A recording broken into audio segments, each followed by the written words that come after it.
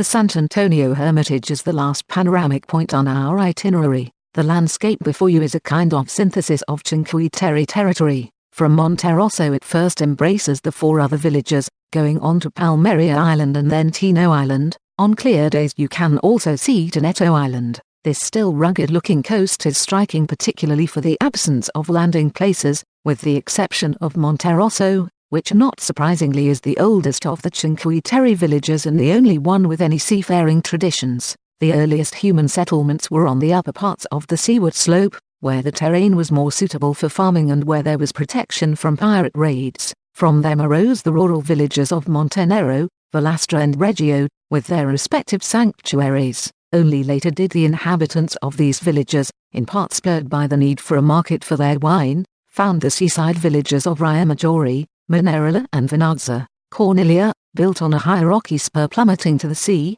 has a history of its own and even today is still closely tied to its rural origins. Grapes were grown on the whole mountainside between the rural and the seaside villages, and for centuries were the only real livelihood of the population. Nowadays, in many parts of the territory farmland alternates with abandoned land overrun with spontaneous vegetation, but formerly the terraced plots stretched practically continuously from Monterosso to the Tremonti cliffs that plummet to the sea. In the 20th century this originally medieval landscape was modified, first by the arrival of the railroad, not obvious at a distance but an integral part of the landscape of the coastal towns, and then by roads and their viaducts, all of them signs of the ineluctable development of a territory that in spite of them wants to keep its historical spirit alive and vibrant. Well, you're almost at the end of your excursion. Levanto is just beyond the wooded ridge on your left and you can reach it by continuing along the path you've just followed. Enjoy your walk, and I look forward to sharing other on-the-road guides with you.